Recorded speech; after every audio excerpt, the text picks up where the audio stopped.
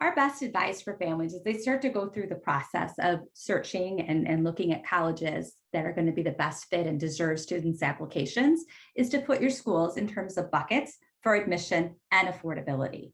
So we have a bucket over here that we would call either reach buckets or maybe just really selective schools. So anything below a 25% admit rate falls in that bucket for anybody, regardless of GPA or test scores. We've got, and also in that bucket, you would put schools that maybe you're unsure about the cost using the net price calculator on the college's website. So you guys kind of determine this is the cost that we can afford a year. The school kind of falls above it, and we have to see how the financial aid and scholarships shake out. And you've got schools in the middle where we see consistency for admission and for maybe financially feels like an affordable option. And then schools where we would call slam dunks, where we would stun that you wouldn't be admitted and financially feel very attainable. In terms of admission, you can gauge that using our Naviance scattergrams. It's a great tool for you to go in and take a look. If you pull up a college, you can see historical Stevenson student data and if students have been admitted, denied, or deferred in the past 3 years. So that gives you a good kind of gauge. Now, every dot is a student. Every X, every green check mark is a student. So we remind you that some students have an upward grade trend, some have a downward grade trend, some are applying for more competitive majors. So you can't live or die by that Naviance scattergram, but it does give you some trends. I'm going to show you a couple of those Naviance scattergrams just so you can get a gauge of what we're talking about, and I'm going to demo this in our demo account. So if we pull up a school, let's start with University of Michigan.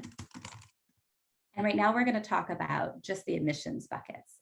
If we pull up University of Michigan, by the way, students, if you heart the school, you'll get notification when the rep comes to do a rep visit, so you can sign up for them.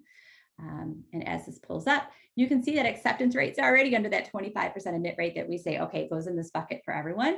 In the yellow section are notes that we've taken over the years when the school comes to see us or we go on a campus visit. The admissions tab is where you want to go for those scattergrams. When you click on there, you will see as we scroll down what I mean by this information. We always encourage families to toggle onto the SAT just because it's more recent data. And you can, if you're using your ACT to send, if that's your choice, then you can just convert it to an SAT score.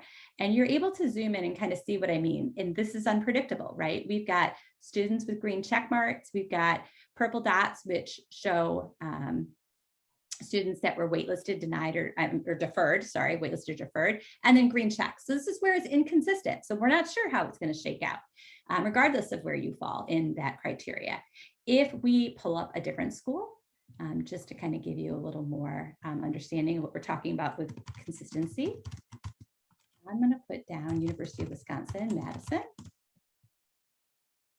And when we click on that, we can take a look at that one and you'll see what I mean, where there's a little more predictability in there for students and families to kind of see, oh, okay, this is where we fall for admissions.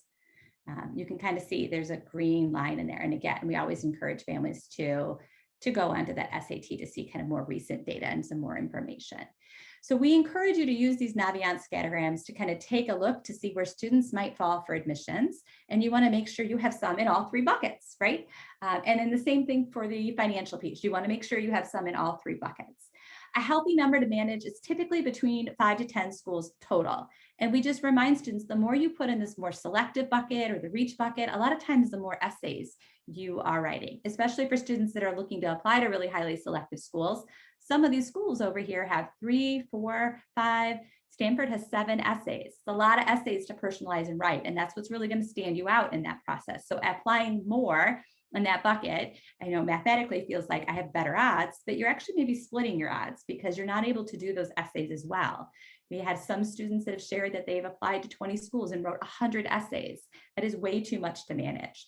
So we hope that as our families progress through this process of picking out what schools deserve their application, their students' application, that you put some in all three buckets and you keep it to a reasonable number overall.